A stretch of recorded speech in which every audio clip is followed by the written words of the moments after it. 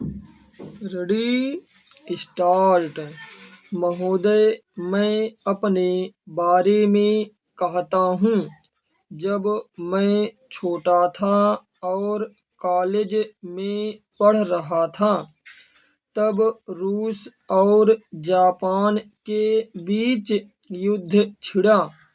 उस समय समाचार पत्रों में जापान के संबंध में बहुत सी बातें छपा करती थीं। उनमें एक बात यह भी थी कि जापान में समूरिया जाति के लोगों ने अपने सब अधिकार वहाँ के राजा को दे दिए थे। उसके बाद जापान बड़ी उन्नति कर सका। हम लोग यह पढ़कर आश्चर्य और सराहना करते थे। उससे बढ़कर हमारे यहाँ के लोगों ने स्वराज्य स्थापित होने के बाद 1-2 वर्ष में एक उदाहरण उपस्थित करके दिखाया। हम भी अपने हजारों वर्षों के इतिहास को नहीं भूलेंगे।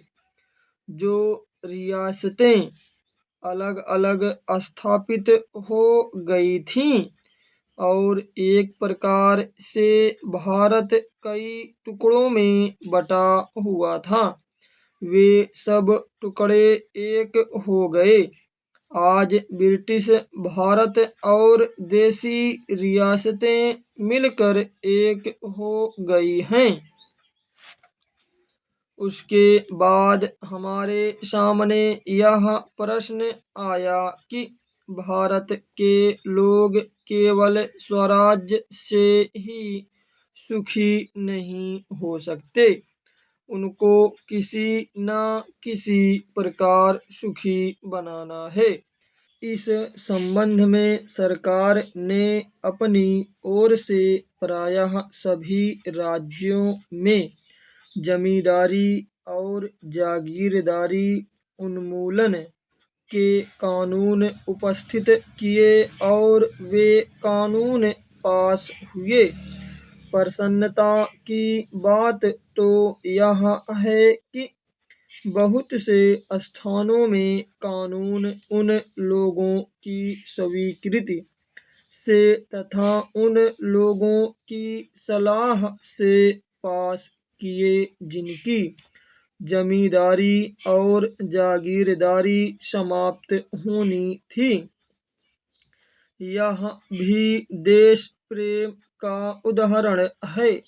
उन लोगों ने अपनी संपत्ति का त्याग इसलिए किया कि उससे सारे देश को लाभ पहुँचे। वह काम भी लगभग पूरा हो गया और पूरा होता जा रहा है। हमारे सामने मार्ग प्रशस्त है और अब हमें इस पर चलने की शक्ति चाहिए। हममें परस्पर कभी कभी इस प्रकार की संकुचित धार्मिक अथवा सामाजिक भावना देखने में आती है, जिसके कारण कभी कभी लड़ाई झगड़े हो जाते हैं।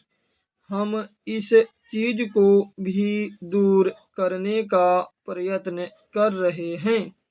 हमारे संविधान में स्पष्ट बता दिया गया है कि कोई चाहे किसी भी धर्म का क्यों ना हो, किसी भी जाति का क्यों ना हो, इस देश में सबको समान अधिकार है। गरीब से गरीब आदमी को भी वही एक वोट देने का अधिकार है जो कि राजा साहब को है या मुझे। धर्म के नाम पर किसी प्रकार का भेदभाव नहीं किया जाता है। स्टॉप।